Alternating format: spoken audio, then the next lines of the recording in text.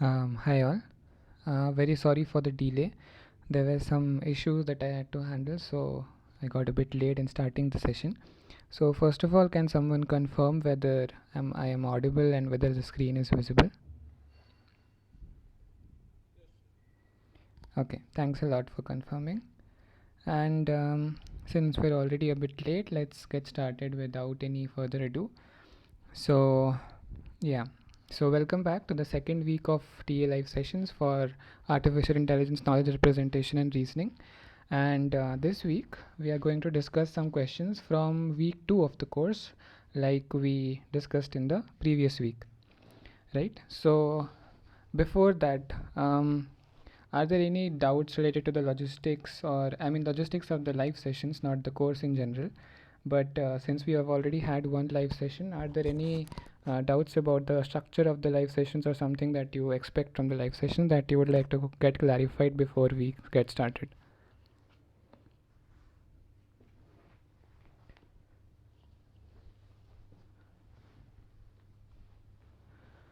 Okay, seems like it's all clear. Then let's go.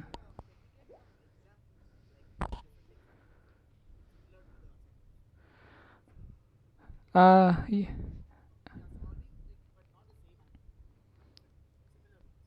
yeah, I mean that's the objective of the live sessions, right? That we solve similar questions and answers to the. Yeah, I mean they will be similar in their concept and logic, right? But we can't make it exactly similar, but yeah, that's the objective of the live session. So yeah, that's what we are aiming for as well. Okay, cool. Thanks for your suggestion, Varun.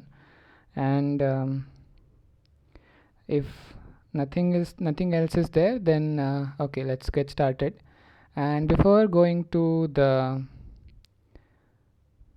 week 2 questions, there was one question from the previous week that we said that we will discuss this week, and that was from the prerequisite assignment. If I don't know if the person who raised that question is still here, but basically it was this eighth question over here, right? So what does that eighth question say?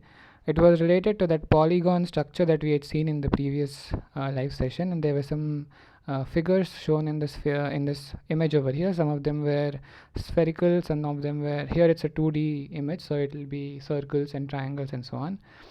And this eighth question asks, what else is true about the polygons in the shapes world in question 4?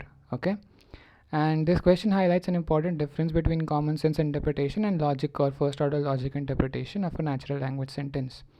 So which of these options will be true? As we already see over here, the correct answer will be all yellow objects are polygon is true.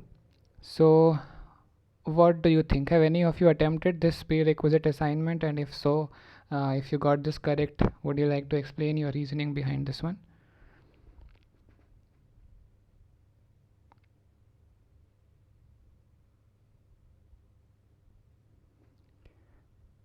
So the trick in this question over here is that there are no yellow objects in the image, right?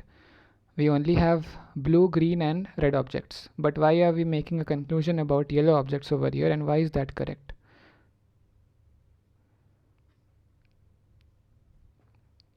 Would anyone like to take a guess?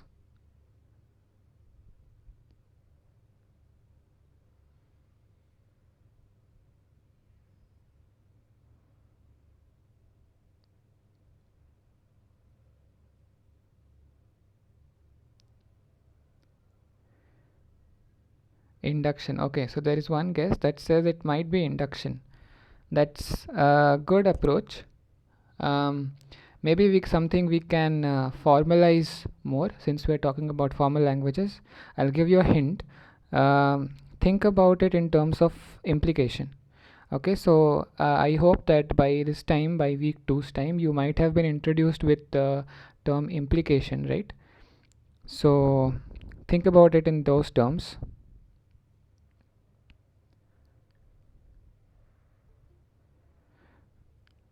So Soumyaditya, yes, all the questions are available to you already. If you go to the Swayam portal where you access the links for the recordings, you will also find a link to a drive folder that contains all the questions and answers in PDF format. Yes, all the slides in PDF format. Yeah. Okay, right. So what I was saying is, maybe I'll zoom in a bit into this question. It's too small. Yeah. So think of it in terms of implication. Okay. Think about this. All yellow objects are polygons. If we represent it in terms of formal language, what will this be? For all objects that are yellow in color implies that they are polygons. Okay. So if we have to further simplify this, let y denote an object being yellow in color and p denote an object being a polygon. Okay. So y implies p is what this sentence is saying, right? So are you with me till this point? If you're with me, can you give me a yes or a thumbs up? Okay, that's great then. Now another way of writing implication is, if we have an implication y implies p, we can also rewrite it as not y or p. Do you agree with me?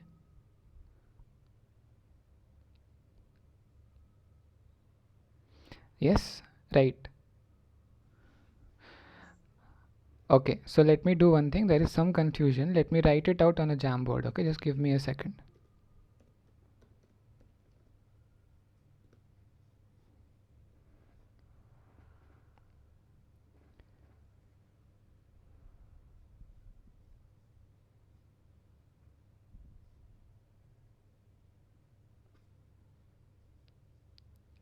Okay, I hope you can see my whiteboard. Okay, please bear with me. I am using my touchpad, so the writing might be a bit shaky. Okay, so we have something like y implies p, or what is the implication sign? I don't remember. Let's write this for the sake of understanding. Okay, another way to write this is not y or p, right? These two things are exactly the same. Do you remember that from the course videos?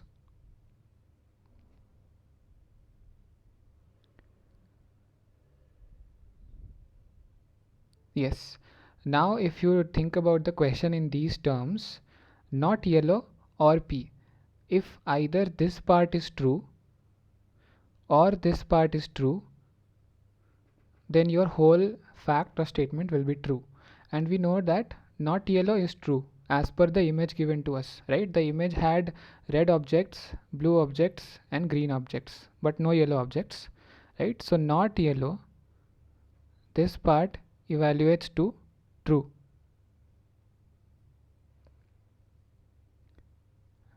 right? And because this is true, we have one or something over here, right? Doesn't matter. If we, since it's being ORed with a 1, the result will always be true. That is why all yellow objects are polygons is a true sentence. But we cannot apply the same to some yellow objects are polygon, because in that case we cannot say this not of y is true, right? Because knowing whether some objects are yellow or not yellow requires more information about the domain, right? And we don't have any information about yellow objects in the domain. So that's why some objects are yellow, some yellow objects are polygons is not the correct option over here. All yellow objects are polygon is the correct option. Does that make sense? Okay, that's great then. Okay, if that is clear, then let's move ahead to the week 2 questions. And yeah, so some of these questions will be pretty much easy and recall based type of questions or simple conceptual questions. Okay, and yeah, like we can quickly go through them. So here's the first question. When we say that logic is formal, we mean which of the following? So what do you think will be the answer in this case?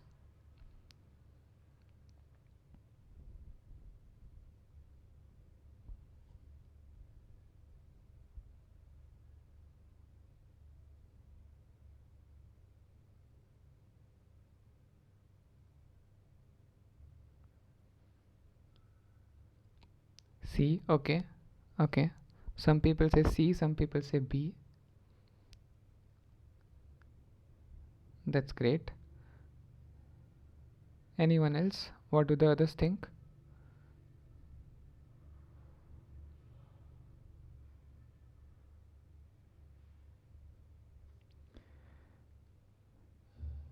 So as we see, B and C are in fact the correct answers, right?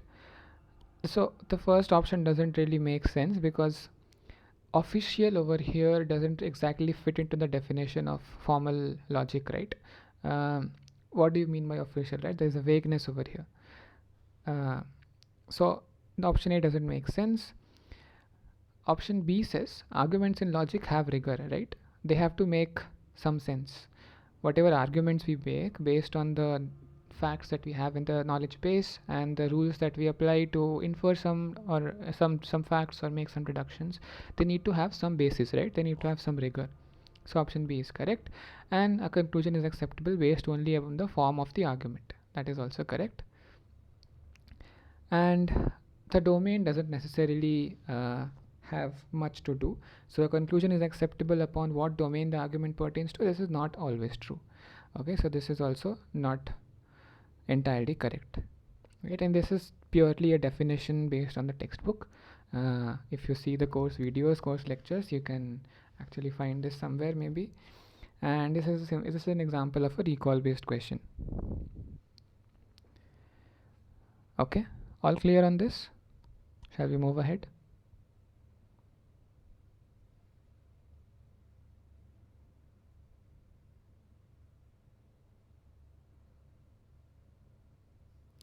Okay, thanks Amit.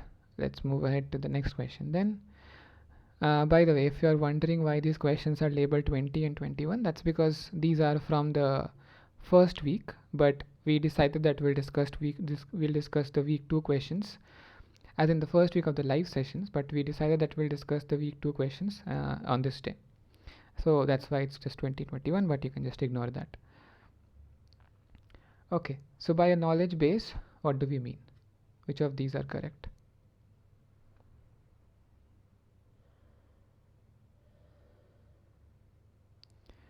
C, D, yeah. Most of you say it's C and D, and that's absolutely correct. So the first two sentences again don't make sense in this context. So we have to go with C and D, which is that knowledge base is a set of sentences, all of which are accepted to be true, and it is a set of premises and or axioms, right? This is also a simple, straightforward definition-based question. So a large chunk of these questions from week 1 and 2 will be these kind of questions, okay, because these are only the beginner weeks of the course.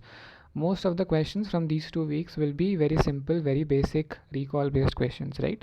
And as we go further into the weeks, week 3, 4 and so on, then you'll have more interesting questions. So just bear with me for maybe this week, and from next week we can have a bit more interesting questions. Okay, so this is the next question. What is entailment? So which of these do you think is the correct answer?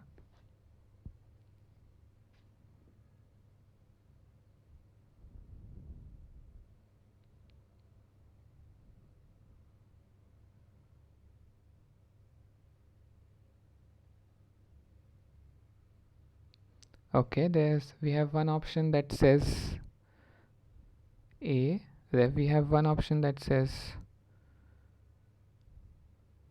oh sorry, we have one option that says B, we have one option that says C, and we have an option that says C and D both.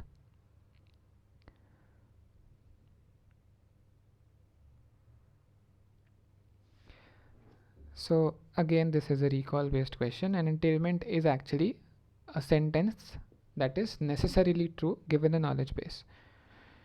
Okay, so you have you have a set of facts in the knowledge base. Okay, let's say you have 2 or 3 sentences in the knowledge base, and you see that there is something that is always true when the statements in the knowledge base are going to be true. Okay, and that is going to be an example of entailment. Okay,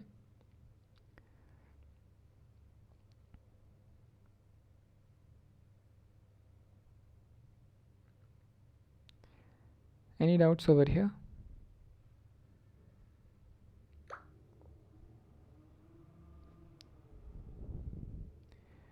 Okay, that's great then. Okay, that was entailment. Now what about proof? What is a proof?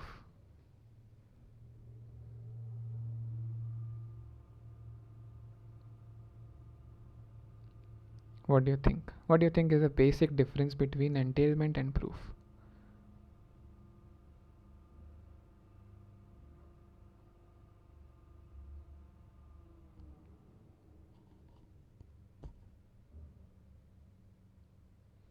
Okay, some of you say B, some of you say C.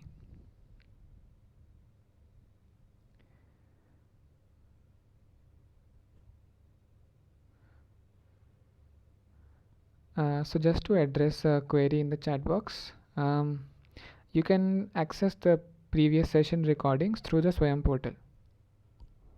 Okay, you'll find a link to the previous session recordings over there.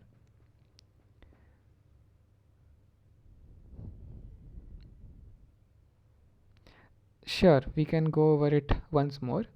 So I'll give you an example, or I'll just give you a short explanation, that will be better.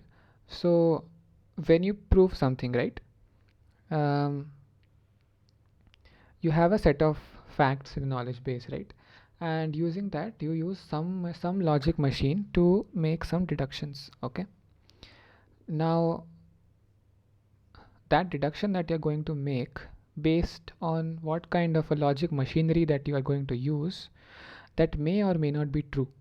Okay, and that is where the concept of proof comes in. Okay, so when you do a proof, you use certain rules of deduction or rules of inference. Okay, and you derive some sentences, derive some facts, make some deductions, but you are not concerned with the truth value of those sentences. You are not concerned whether those are true or false given the knowledge base, right? And you are also not concerned with whether they mean anything. Whatever you are given in the knowledge base, you make some deductions on that. For example, if your knowledge base states something like the sun is present, yeah, thank you for muting yourself. If you don't have a question, please remain muted. If you have a question, please feel free to unmute yourself. Yeah, so if the knowledge base gives you something that is factually wrong, let's say something that says like the moon is uh, yeah, can you please mute yourself? Thank you. Yeah, yeah, so I was just saying, if even if the knowledge base has something factually incorrect, let's say something like sugar is spicy. Okay, it doesn't make sense, but it is, let's say, given in the knowledge base, right? Based on this, let's say you make some deductions and you're not concerned about whether the deduction that you're making is having some meaning or not, right? That is an example of proving something. But entailment is something that you know that will always be true. Okay, that is where the difference comes in. When you make some deduction that is necessarily going to be true given the knowledge base, right, then that is an entailment, and otherwise it's a proof. So you can say entailment is a subset of a proof.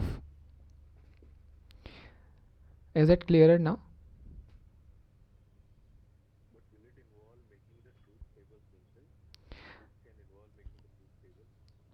uh, not necessarily, no.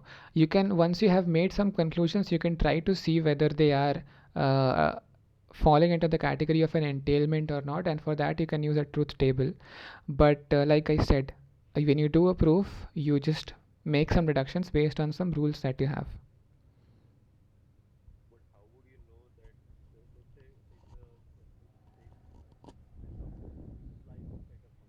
Mm-hmm. By, okay, so you have some truth values of the knowledge base that you have, right? But you're not concerned with the truth value of the facts that you are deducing.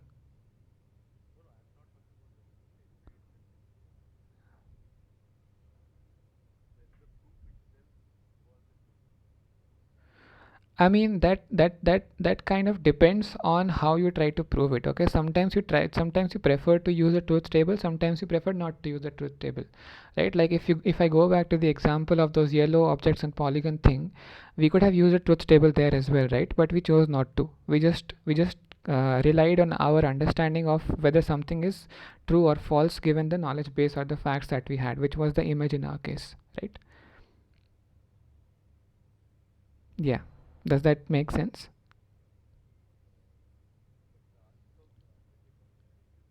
Mm-hmm. Okay.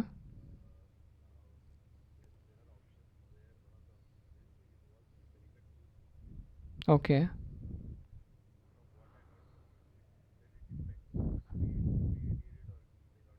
Okay.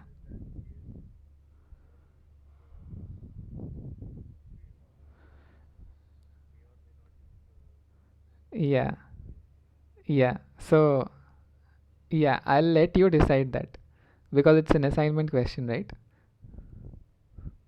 Yeah.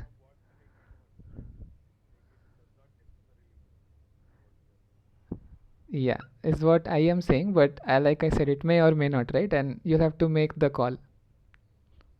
Okay.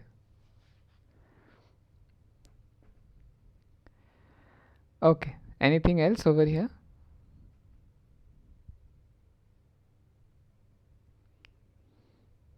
Okay. That's great. Then let's move on to the next question. Okay. So the next question states the logic machine is a set of rules of inference operating on a given set of sentences. We can say that the logic machine is sound if which of these would be true? That's what we are going to explore through this and the next question, Varun.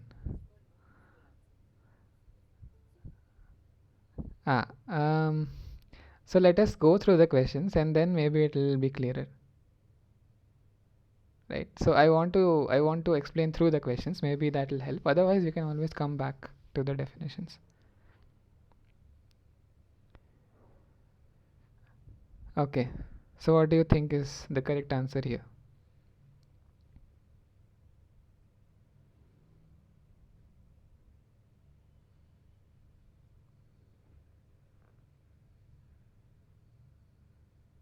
So I'll give you a hint.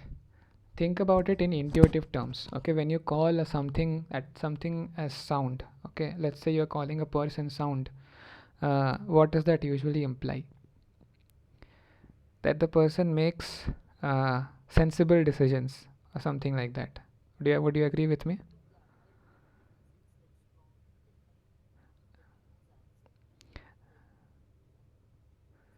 Yeah. All the true answers or only true answers? That is the key point over here. Yeah, yeah. If a logic machine comes out, yeah, yes, exactly. And in case of complete, then what would it be? Based on that intuitive meaning of what completeness refers to?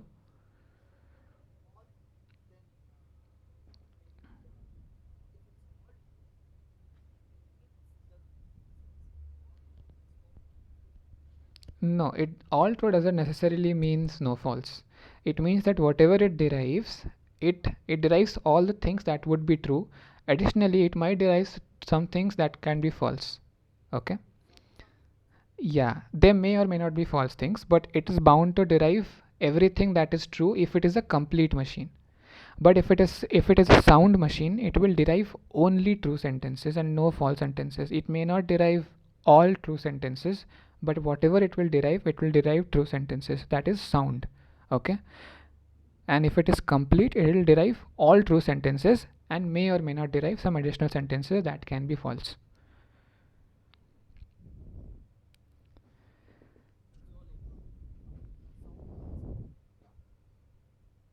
Yes, exactly.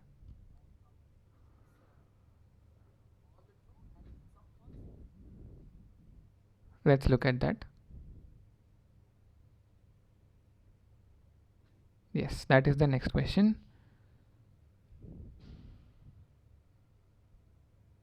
it derives all true sentences.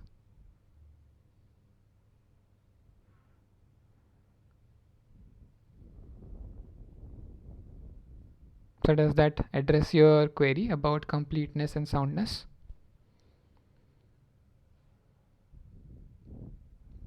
Any doubt about this? Because I understand this is a,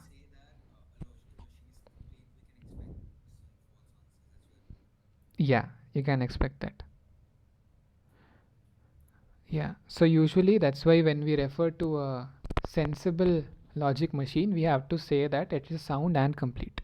Okay, that's when we can rely on the deductions of the logic machine.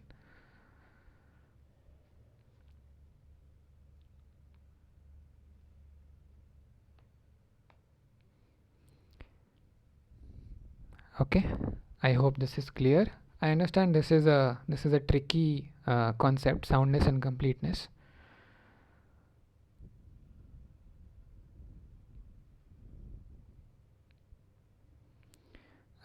Nikhil, can you elaborate on your question? I couldn't understand it.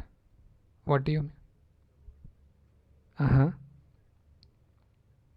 No, no, no, no, no. So sensible is not a technical term. That's just I am using for explanation. Yeah, yeah, yeah.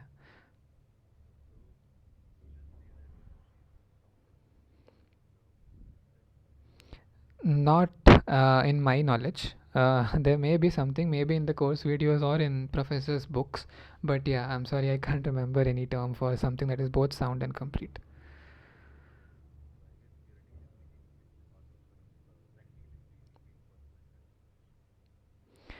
Um, if you have a very, very limited knowledge base, maybe you can. Yeah, like a very simple two or three facts and a very simple rule of inference. But yeah, I guess as you go more into, yeah, then you'll also have to define your specific set of rules in that case. You'll have to simplify a lot of things and make everything very idealistic in that case. Yeah, but I agree. As we go into a more practical scenario with lots and lots of facts and lots of rules of inference, it will tend to be infeasible. Yeah.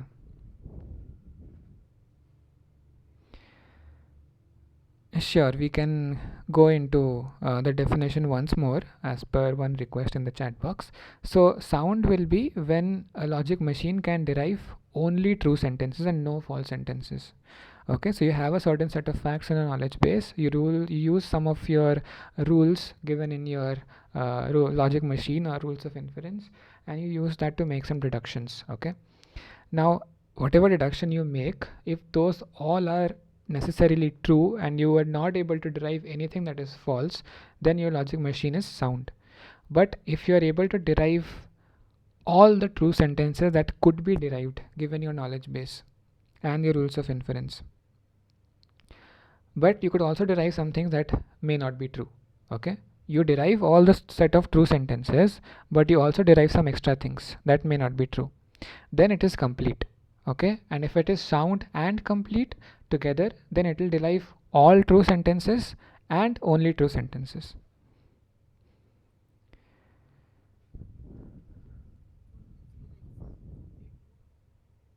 Yeah,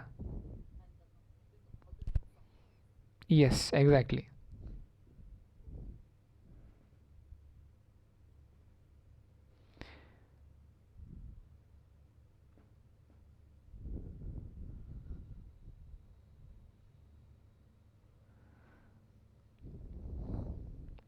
Okay, I'll pose the next question while I address something in the chat box. Balaji, if I have to give you an example, I have to think of something on the top of my head. um, Let me see.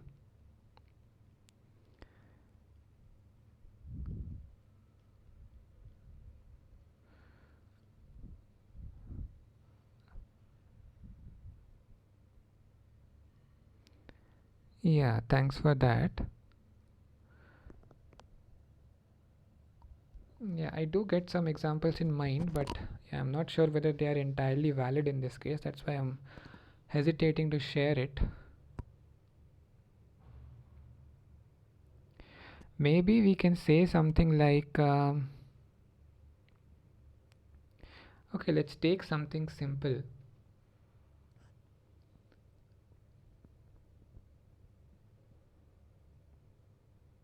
Or let me think a bit more about it. Okay, it's pointless to give some example that may not entirely fit the definition, right? So you might get confused. So let me think about it a bit more.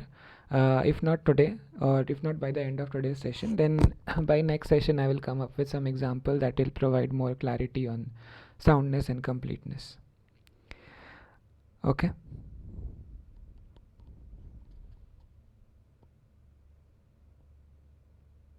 Yeah, for sure. If others can also pitch in some examples, then it will be great. Yeah, I will always welcome that.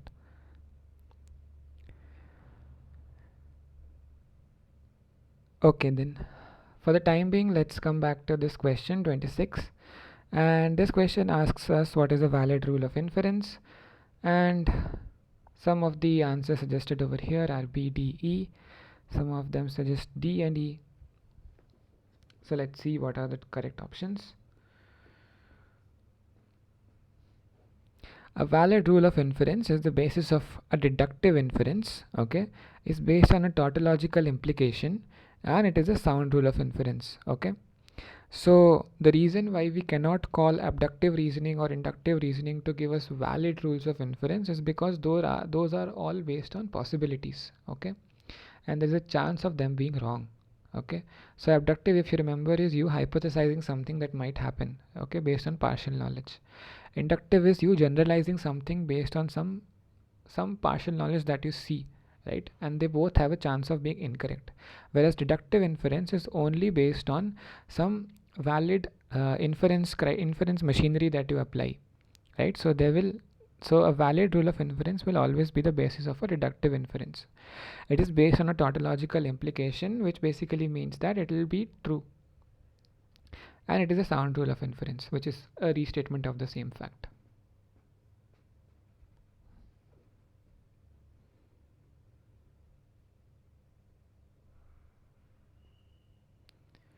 Okay, so the correct options are B, D, and E.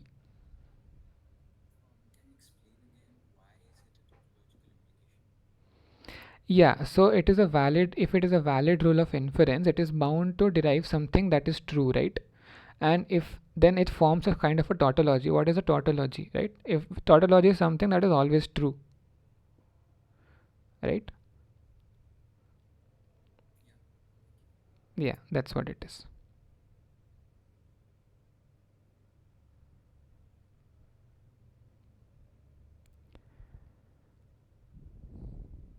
Yeah, sure, Balaji. I'll remember to add some more examples in the next session.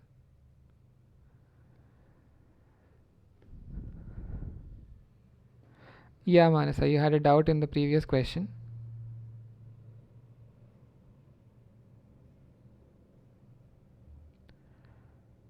Please go ahead. What's your doubt?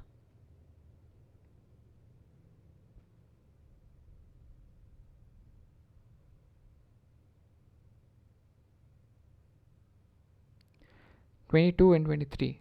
Okay.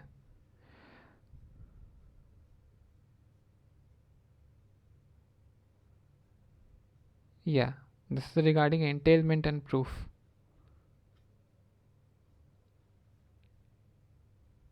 Yeah. So, what's your doubt?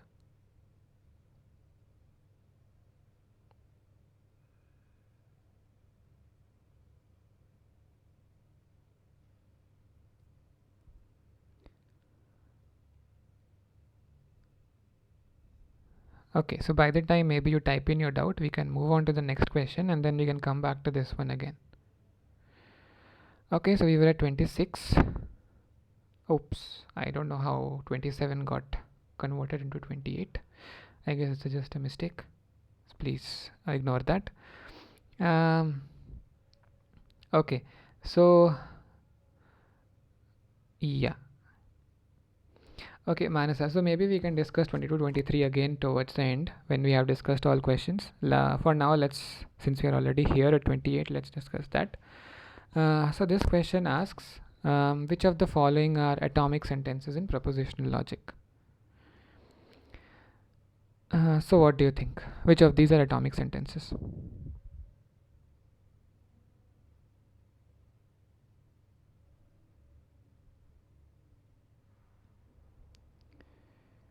Okay, some people say A and D, some people say A and C.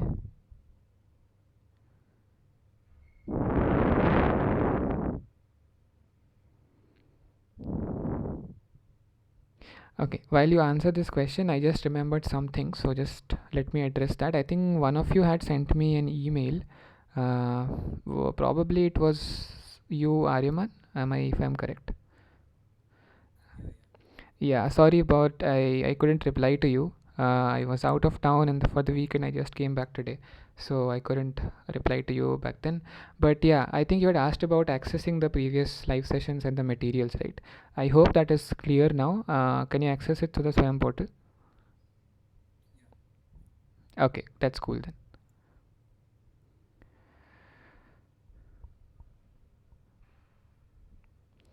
Okay, so coming back to the question, the 28th question.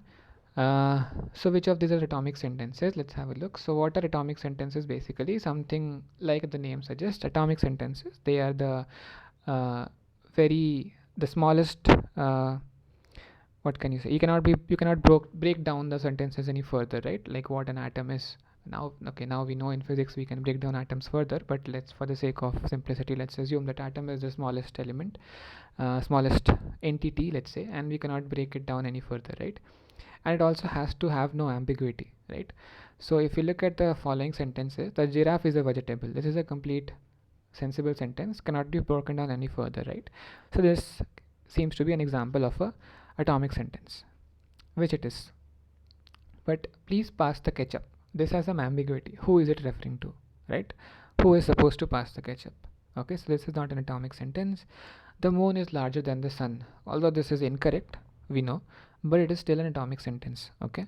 Because this is complete, it is small, and it makes sense on its own, it cannot be broken down any further. The last, the dth option is this sentence is false. Again, this has ambiguity, which sentence is it referring to? And what did Biden say to Macron? This is also a ambiguous sentence, we don't know what is being said, and this is also a interrogative sentence, right? This is not a factual thing, so this is not an atomic sentence.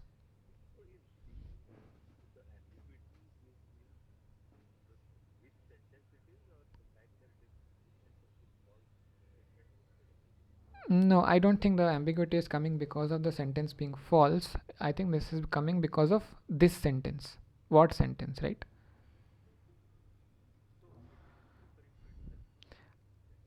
Is it referring to itself or some other sentence? Yeah, yeah. We can assume both ways, right? Because that's where the ambiguity arises.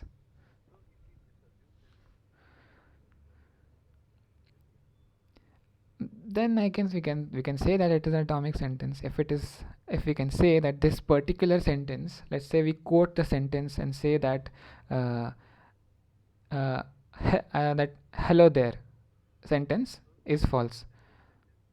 Yeah, sentence D is false. Then that can be yes, that can be atomic sentence.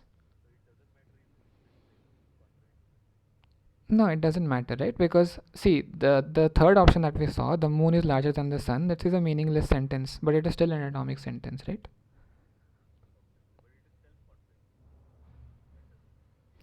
That doesn't. Yeah. Yeah, I get that. Yeah.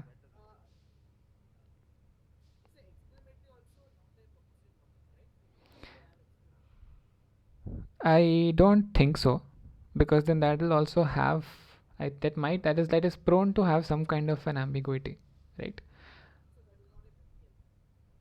Yeah, I don't think so, as per my knowledge, but yeah, I will rather check it once with the video lectures. Yeah.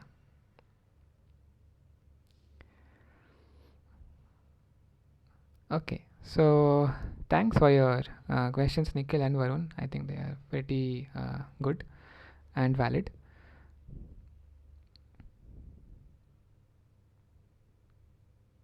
Yeah, like I said, this sentence is false. This has some ambiguity in it, right? So we can't say that this is an atomic sentence.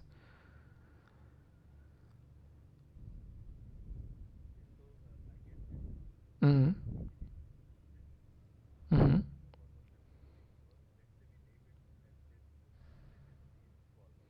Okay.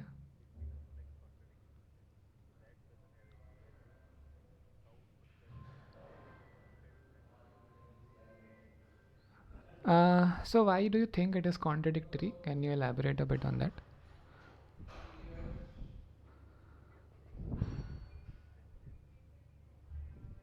Uh-huh.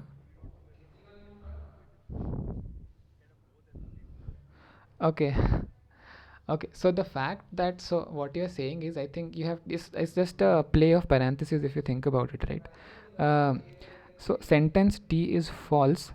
This thing of sentence D being false is true. Are you getting my point?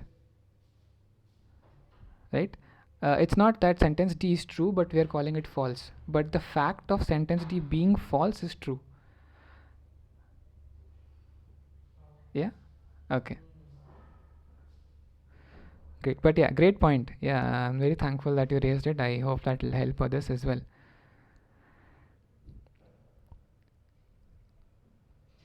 Okay. Then let's move on to the next question. Okay. Now this is an example.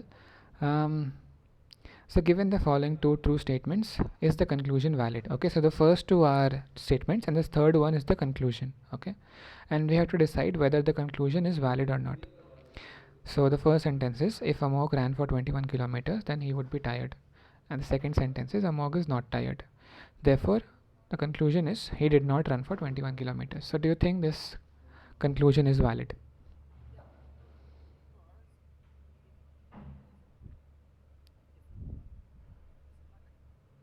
Mhm.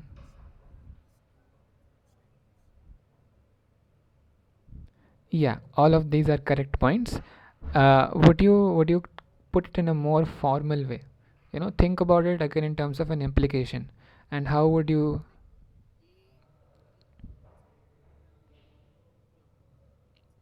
Uh huh.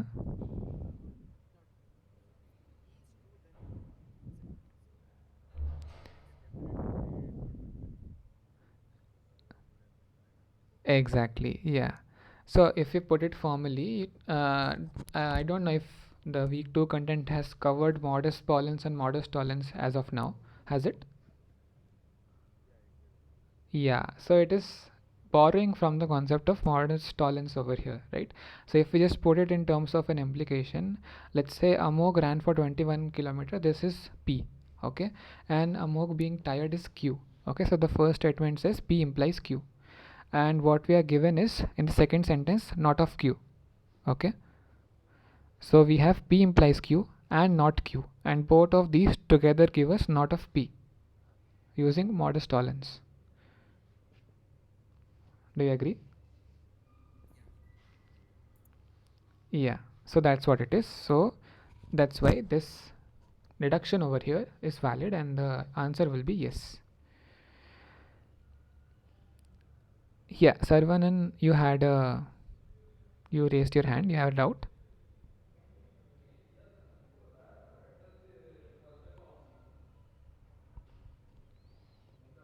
or was it by mistake maybe?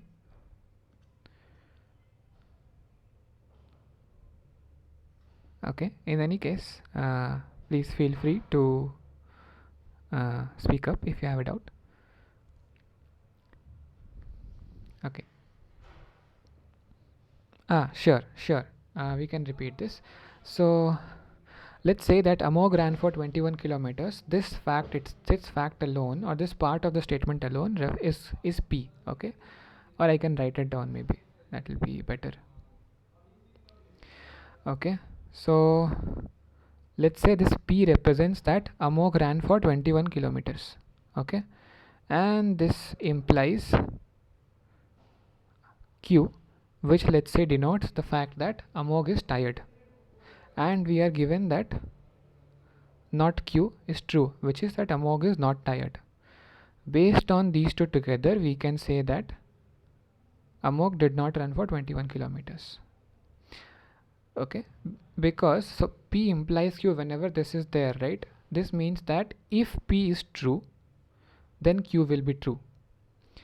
If Q is not true, then P will not be true. Okay, remember these two things whenever you deal with implication. If the antecedent is true, the consequent has to be true. If the consequent is not true, the antecedent cannot be true.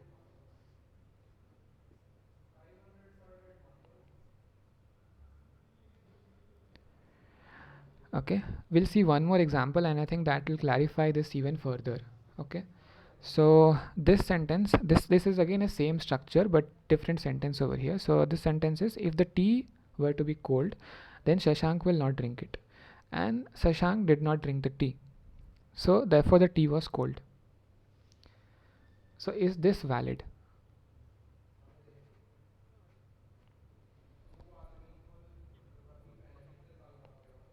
Exactly.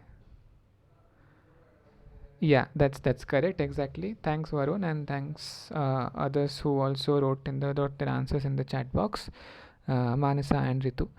Uh, yeah, you are correct. So if you have to again put it in terms of implication, we have P implies Q, where P being the tea was cold and Q being Shashank did not drink it, and the statement B that we have is only Q. So we have P implies Q and Q, but when we have P implies Q and Q alone, we cannot make any deduction about P, right?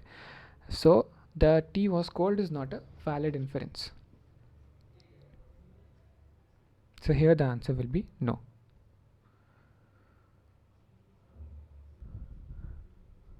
Okay.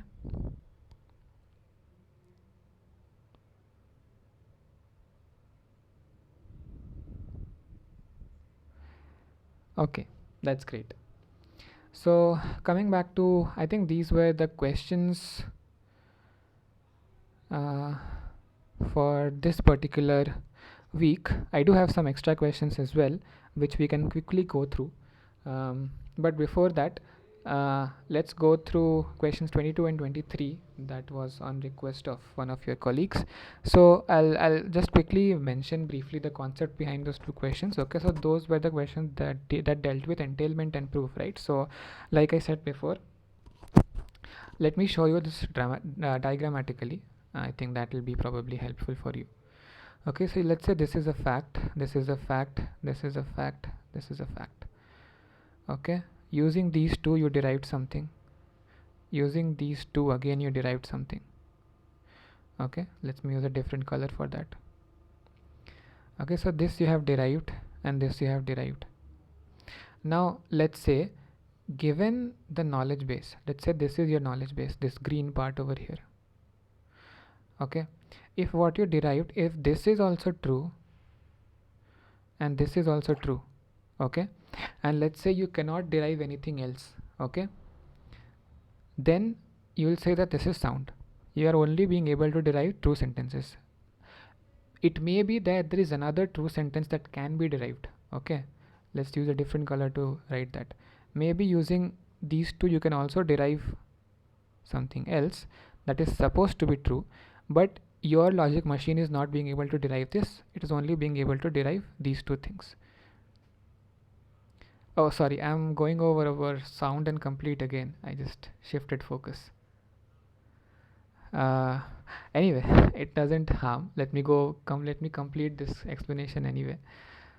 So this is sound, okay, and if it were able to derive all of these three true sentences, then maybe something else as well that was not true, but it did derive all the true sentences, and it would be complete. Anyway, now let's get back to entailment and proof, which is kind of related actually. So again you have some set of facts, okay, using those you made some deduction, okay, and using these two you made another deduction. Now whatever you derive, if that is necessarily true, then you say that those things are entailed. Okay, so this fact is entailed given these two facts. Okay, now let's say you also derive this thing, but this is not necessarily true.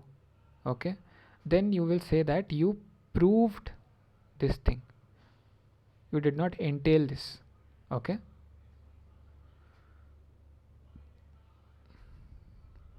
I hope that addresses to some extent your query.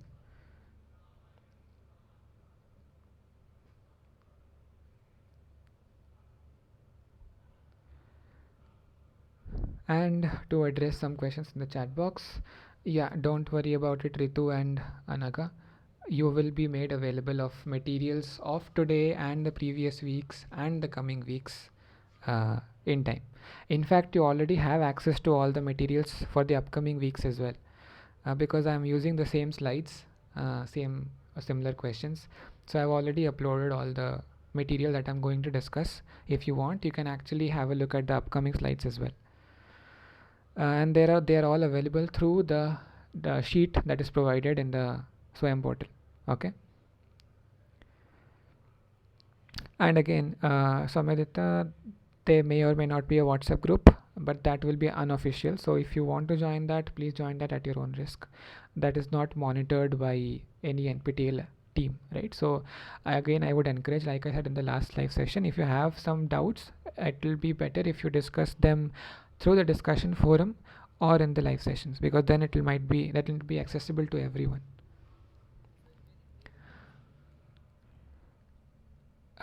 Sorry, I can't create that because that is not. I don't have the authority to create that, right? Because I am officially associated with the NPTEL team.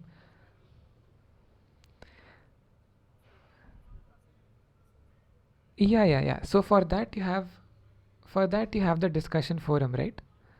So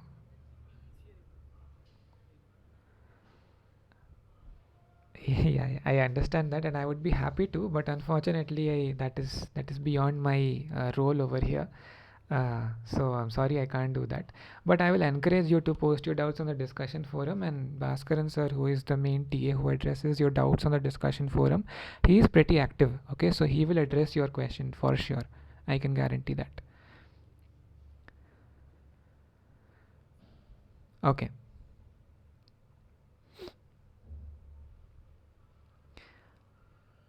Okay. So Manasa, discussing all the questions from 21 to 28 might be a lot of time consuming, right?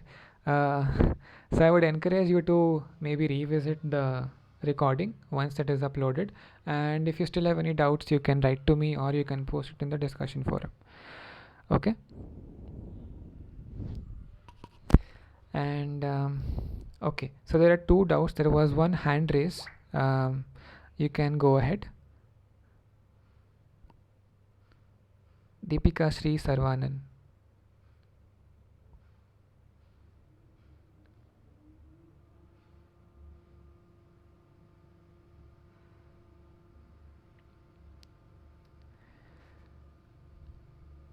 Repeat the 1 to 10 questions. Again, the same thing. If I repeat the same questions again, it will be very time consuming and redundant, right?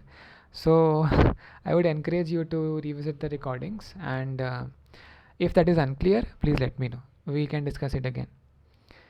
Um, okay. I'll show you quickly how to access the previous live session recording and the material just now. Um, and yeah. No, tomorrow there is no class, Samaditya. These live sessions will be held on every Tuesday, 6 to 8 is the slot that we have. Uh, Apart from that, you have your regular course videos that you can watch at your own pace, right? But do follow the deadlines for the assignments. Um, Let me just quickly show you how to access the recordings, okay? So I'm sharing the Swayam portal with you guys, and over here you'll see a problem solving session recording. Okay, just click on this, and here you will have access to this click here link over here. Okay, click on that. That will lead you to a Google Sheet. Okay, here you will have access to all the video links for each week, the recorded videos, Okay, these will be uploaded as and when the sessions are conducted. This is the channel link that you can access. Okay, if you want access to the previous semester's recorded live sessions, that is also available in the channel. Okay, if you don't have time to attend the session or watch the current videos, you can watch the previous recordings at your own pace and time. That is all there on this channel. And as per the materials, that is all there in this drive folder. Okay, all the sessions that are going to be held and that have been held previously, all materials, all questions and answers are over here. Okay, that doesn't mean that you will go through the questions and then answer them.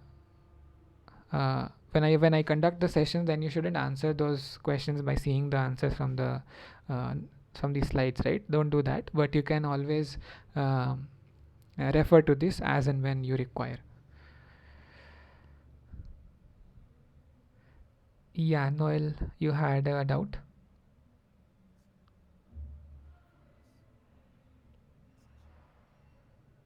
It's there on Swayam, right? Yeah, I just showed that, right? So if you go to this problem solving session over here, right, you just click over here, and if you click this link, click here, that is the link to this Google Sheet. Yeah. All right, then let's quickly discuss the other week 2 questions that I was talking about.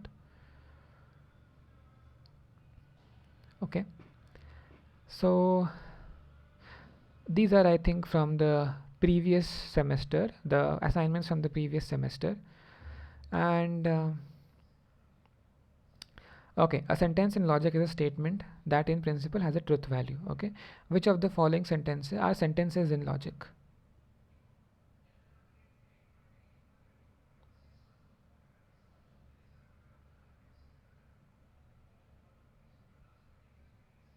What do you think?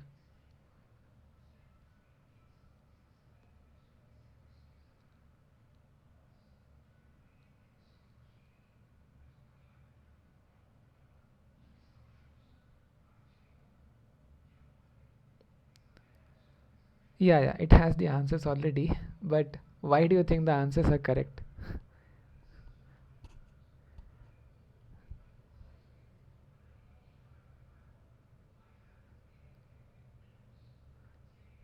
So this is, if I remember correct.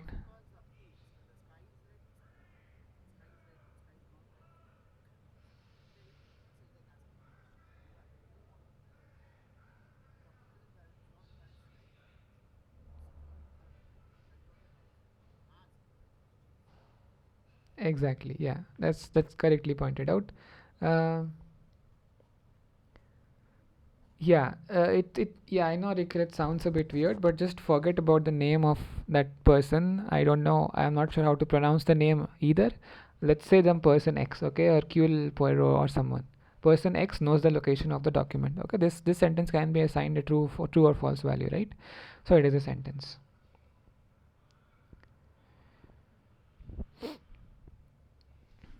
Yeah. So Soumyaditya, how you will submit the assignments? Um, I think if you go to the Swayam portal, it has a link to submit assignments at the end of the assignment, right? Just click on that and you'll be able to submit it.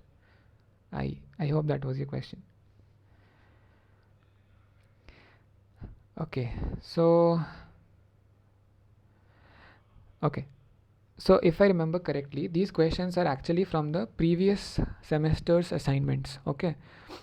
So there may be some repeats in this assignment. So if there is one, please point it out to me immediately. Okay, because I don't want to give out an answer to a question that is in the current assignment.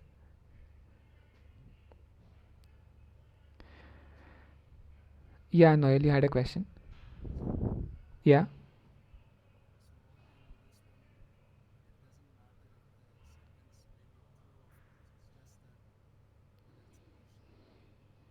Yeah, whether it can be assigned a truth value or not. Okay, so it can be true or false. So both true and false are truth values of a sentence. Yeah, basically, if it's an interrogative sentence, if it's a question, you cannot assign a truth value to it, right? Like if it is this sentence, do you know the color of the sky? We cannot say whether a sentence is true or false, right? Because it's a question. We cannot assign whether a sentence is true or false. So that's why it's not a sentence.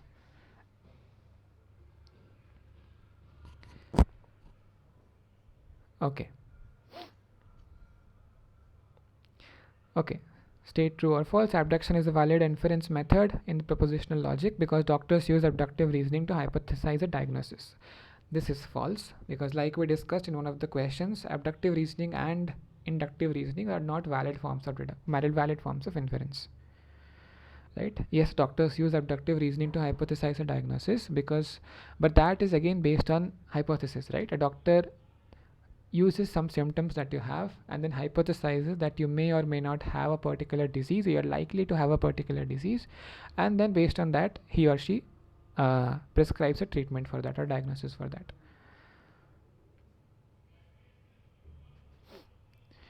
Okay, so when the statement P implies Q is true, yeah, sure,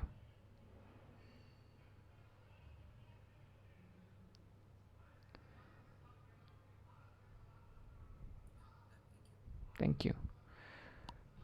Yeah, Nikhil, you're right. Inductive is generalizing an idea. Because again, inductive is also not valid because you're generalizing something, right? So there is always a chance of being an exception. Like when you say something like all leaves are green, you're not correct, right? There are leaves that are other that have colors other than green,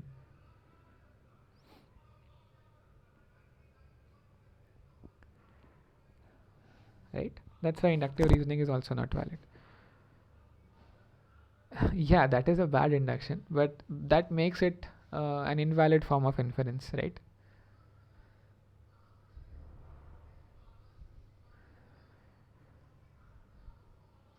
Okay, cool. So what is implied by, or what does the statement P implies Q being true convey? Okay, and like I discussed in one of the examples a while ago, is that when P is true, Q will be true, and when Q is false, P will be false. Okay, these two facts should be remembered about implication all the time.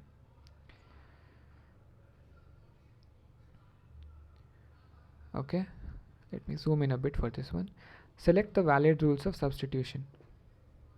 Okay, so these three lines over here are equivalence.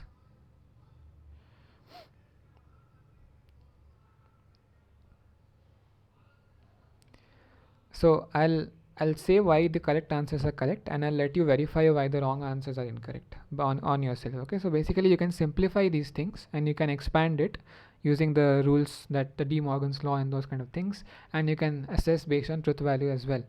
Okay, so P implies Q is equivalent to not P or Q, and P implies Q is also equivalent to not Q implies not P. Okay, so the third one, this one, P implies Q equivalent to not Q implies not P is just a restatement of the fact that we saw over here. When Q is false, P will be false. And P implies Q equivalent to not P or Q, you can easily verify this using the truth table. So one way to solve these kind of questions, like the one shown over here, question 4, is questions 3 and 4 are in the assignment. That's my bad. Let's then remove it as quickly as possible. Then maybe let's avoid discussing these questions because there might be some overlap with the current assignment. Okay, I'm sorry for that. I've already given out a few answers then in that case, and let's not do that any further. Thanks for pointing that out, Ritu. Yeah. Okay then.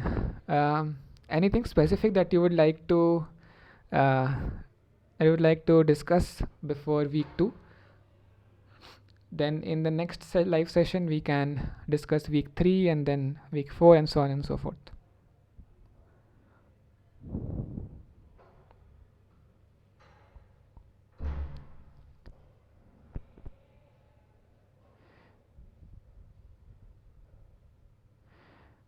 Yeah, Smarak, you had a doubt in week 1. Please go ahead.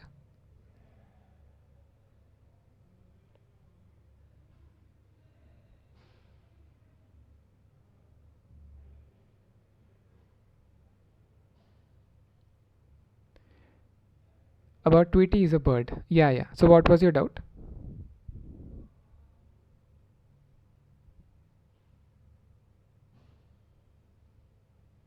Let me actually open that Tweety bird question. Maybe that will help you.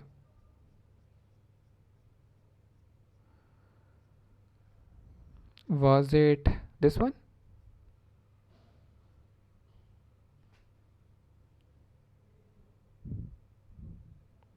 So Samaditya, yeah, the Google Meet link will remain the same for all sessions. Okay, so it is the same link that you used to join today.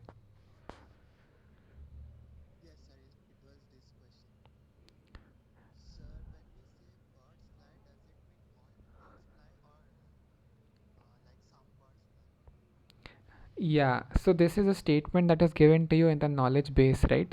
So this is implying that something that is a bird is supposed to fly. Okay, this two word sentence, birds fly, if you put it formally, it would be like something that is a bird is supposed to fly. This is one fact that is given to you in the knowledge base. Another fact that is given to you is that penguins are birds. Again, if you have to state this formally, if something is a penguin, then that thing is supposed to be a bird as well. Third fact is penguins don't fly. Again, if you put it formally, if something is a penguin, then that thing does not fly. And the fourth fact is Tweety is a bird. Okay. So just based on this, um, we would be prone to deduce that Tweety flies. Okay, just because we have that Tweety is a bird. So Tweety is a bird and birds fly. Based on these two, we say that Tweety also flies. But if we add another sentence to this knowledge base, where Tweety is a penguin, then we can use these facts. Tweety is a bird, birds fly, penguins are birds, and penguins don't fly. Using all of these together, we can deduce that Tweety does not fly. Okay.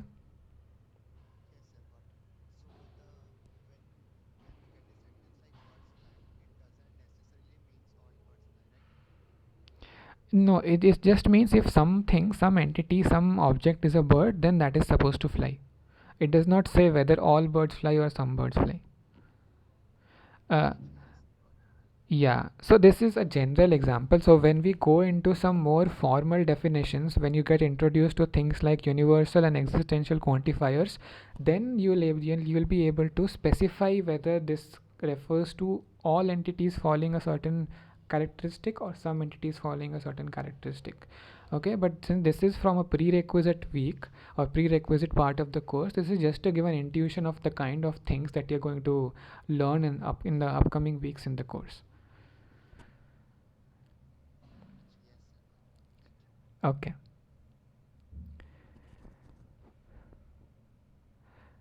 Yeah. Thanks for letting me know, Balaji, that the rules of substitution is not the same. But since still, I'll not take the chance, just in case some of the upcoming questions from that assignment might have an overlap. I'll skip that. We can discuss it again in the next week, because see, we can always discuss questions in preparation for the final examination, right? Okay, how to do such a question? So that I can help you with. So in order to solve such a questions, there are two ways. One, you either draw a truth table. Okay, so you have something on the right hand side of the equations, and that's something that is on the left hand side of the equality or equivalence, right? Draw the truth table for it and see whether they are matching exactly. If they are matching exactly, then they are equivalent. Another way of deducing is to simplify it. Okay, so if you have something like x implies y, simplify it as not x or y. Okay, and if you have something like a or b, and so a or b in bracket and b, c or d, right? Then use De Morgan's laws to expand those brackets and simplify it further, and then you see whether the simplified forms on the both sides of the equivalence are same or not. So you can approach this way. Yeah, for sure. I'll try to come up with some examples for the next live session. Okay. Anything else?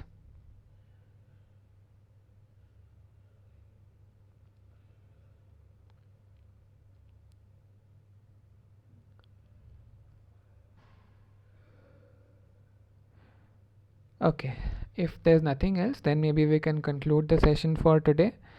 Uh, so Balaji, there is no particular rule or table to remember. You can prepare one of your own. You can prepare your own notes. But what I would say is the more and more you practice these things, you'll just get familiarized with these things on your own, right? And then after that, after a point of time, it will just become like a fact to you.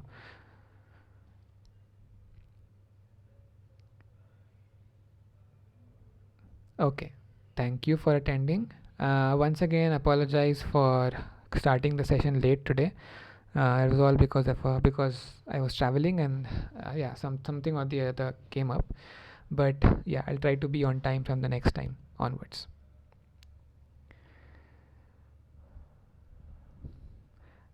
Okay, then see you all next week. All the best for the current assignments, and yeah, see you next week. Bye all.